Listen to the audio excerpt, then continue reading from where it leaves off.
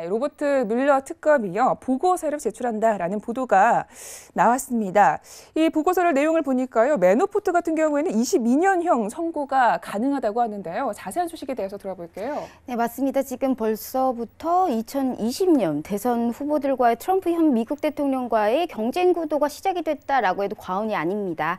근데 현재 지금 상황에서요, 특검 수사가 이제 마무리 단계다라는 말은 이제 이미 여러 경로를 통해서 나왔던 바가 있죠. 이 내용 관련해서는 미국 CNN 방송이 20일 처음 보도를 했습니다. 이 다른 언론도 같은 보도를 같은 내용으로 보도를 했는데, 이 여러 언론은요, 이름을 밝히지 않은 소식통을 인용해서 특검이 이르면 내주 초에 수사 결과를 담은 보고서를 제출한다라고 전했습니다. 이렇게 트럼프 대통령에 대한 압박이 강해지고 있는 와중에 지금 트럼프 대통령 선거 캠프에서 선거대책 본부장을 맡았던 폴 매너포트가 지금 징역 17년에서 22년까지 선고가 가능하다라는 소식입니다.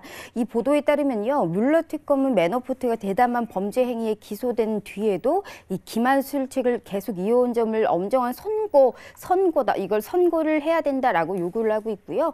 이 돈 세탁과 증인 협박 등의 이 혐의로 오는 3월 13일 워싱턴 DC 연방법원에서 이 선고 공판이 열릴 예정입니다.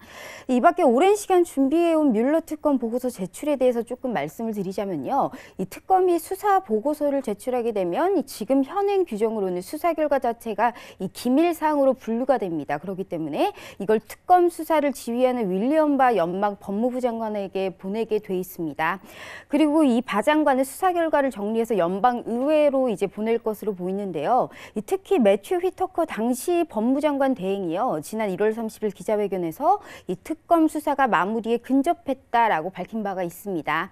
또 특검팀 지금 변호사도 17명에서 12명으로 줄었다고 하는데요. 그만큼 이제 어느 정도 마무리가 됐다. 그래서 이제 변호사가 이제 조금씩 줄어든다라고 이렇게 보시면 될 것 같습니다.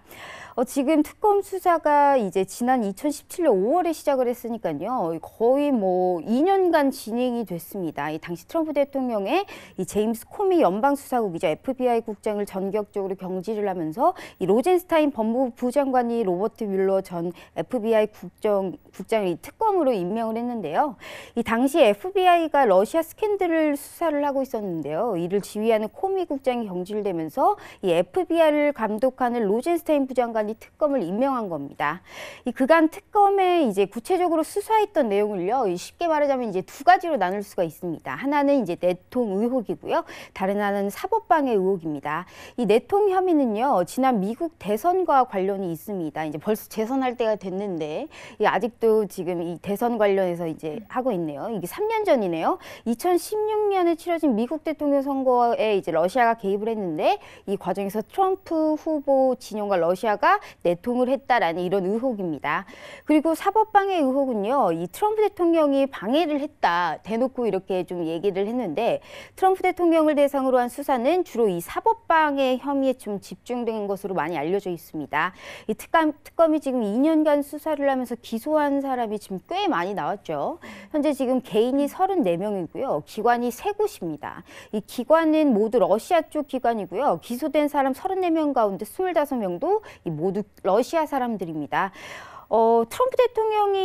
트럼프 대통령 쪽에서 기소된 사람은 이제 6명으로 볼 수가 있는데요. 이제 폴 매너포트를 비롯해서 이제 5명이 좀 더 있습니다.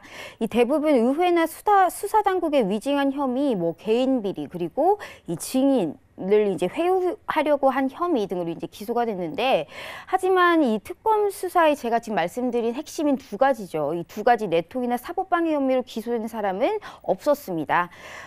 지금 그런데 이들은 이 기소된 사람들 가운데 이제 러시아인들이 해킹 등으로 이제 미국 대선에 개입한 혐의로 이제 입증이 되고 있는데, 모두 러시아에 있는 것으로 추정이 되고 있습니다. 그렇기 때문에 이게 정말 실제로 이들을 이 미국 법정에 세우지는 못한다라고 볼 수가 있고요. 참고로 기소된 사람들 중에 이 마이클 코온 씨는요, 트럼프 대통령 개인 변호사를 지냈던 분입니다. 이 코온 변호사는 개인 비리와 이제 위증죄로 유죄를 인정하고 오는 3월 6일에 수감될 예정이었는데, 이 코온 변호사는 이제 수감 일정을 조금 미뤄달라고 요청을 했고요. 어깨 수술을 어깨 수술을 이제 받았다. 그러니까 이제 5월 6일에 교도소에 들어가게 해달라고 요청을 했는데 이게 받아들여졌습니다. 이 전에 지금 코hen 씨는 교도소에 가기 전에 이제 다음 주 연방 하원 청문회에 나와서 이 비공개로 이제 트럼프에 대한 이제 안 좋은 점, 이제 현재 지금 이렇게 나는 위증을 했다라고 이제 증언을 하기로 예정되어 있는 상황입니다. 알겠습니다. 아무래도 가장 많은 사람들이 궁금해하는 점은 이 수사 결과가 어떻게 나올 것이고 또 수사 결과가 어디까지 공개될지인 것 같은데요. 어떤가요? 네, 지금 일단 2년이 넘는 뮬러 특검의 수사 결과에 대해서 이제 그간 특검은 수사 내용을 철저하게 함구해왔기 때문에 이 사실상 누구도 지금 결과를 예단할 수 없다 이렇게 말씀드리고 싶습니다. 게다가 앞서 말씀드린 것처럼 기밀 사항으로 분류되어 있기 때문에요. 이 사실 특검 보고서도 기소되지 않은 행위에 대해서는 아예 언급을 하지 않거나 아니면 조금 이제 언급할 가능성이 크고요. 지금 특검이 수사 결과를 제출한다고 해서 이 관련된 수사가 모두 끝나냐? 또 그런 것은 아닙니다. 이 몇몇 항목은 이 특검이 아닌 사법 당국이 이제 수사를 좀 이어가게 되는데 예를 들면 뉴욕 연방검찰은 트럼프 대통령 취임 준비위원회 이제 기금 유용을 어디다가 썼냐라는 이제 이런 의혹을 조사한다든지 이런 식으로 좀 이렇게 이루어질 것이다라고 보고 있고요.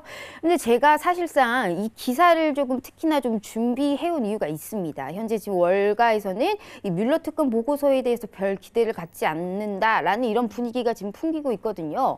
그 이유는요. 지금 참 이 아이러니하게도 세계의 운명이 걸린 빅 이벤트죠. 지금 미중 무역 협상, 북미 정상회담에 대한 이런 두 가지 큰 이벤트가 2월 말 16년 미국 대선에서 발생한 러시아 내통 스캔들을 조사한 뮬러 특검팀 최종 보고서를 제출하기로 한 때인 2월 말 이게 이제 현 상황에서 연이어서 열리게 된 겁니다. 이게 지금 사실상 이게 왜 이렇게 연이어서 열리게 된 동인이 뭘까라는 궁금증일까요? 아니면 좀 의심이랄까요? 이제 이 부분에 대해서 이제 좀 뭐랄까요? 의문점을 갖기 때문에 월가에서는 별 기대를 하지 않는다라고 볼 수가 있고 뮬러 특검의 최종 보고서는요. 이 트럼프 대통령의 위법 행위를 확인했든 못했든 간 이 워싱턴 정가에 엄청난 파문을 몰고 올 것은 확실합니다. 이 하원을 장악한 민주당이 이제 트럼프 대통령에 대해서 탄핵을 시도할 수도 있고요. 이 탄핵까지는 못 간다고 하면 이제 보고서에 발표된 각종 혐의에 대해서 이제 엄청난 공격을 퍼부을 거라고 이제 예상이 됩니다. 이 대선 선거에서 트럼프 재선을 막기 위해서 지금 대선 후보들이 앞서 제가 기사에서 말씀드렸는데 한 8명 됩니다. 그만큼 정말 트럼프 대통령을 이제 벼르고 있다라고 해도 과언이 아닌데 이 트럼프 대통령은 워싱턴 DC가 이제 뮬러 보고서로 시끄러워질 때쯤에 이제 세계적인 관심을 끄는 두 번의 정상회담이 연이어 잡혀 있다. 지금 이 부분만으로도 논란이 좀 커질 수 있다라고 예상이 저는 되고 있고요. 특히나 미중 협상, 북미 회담 등 정말 이 세계 경제를 논하는 회담인데 트럼프 대통령의 현재 눈에 가시는 뭐겠어요? 지금 뮬러 특검이거든요. 이 뮬러 특검을 조금 잊혀지게 이제 하기 위해서 이 트럼프 대통령의 굉장히 이 사업적인 이런 스킬 이런 거를 이제 자신의 히든 카드의 용도로만 좀 써질 수 있다. 이러한 이제 예상이 되기 때문에 지금 우려감이 좀 커지고 있다라고도 말씀드리고 싶습니다.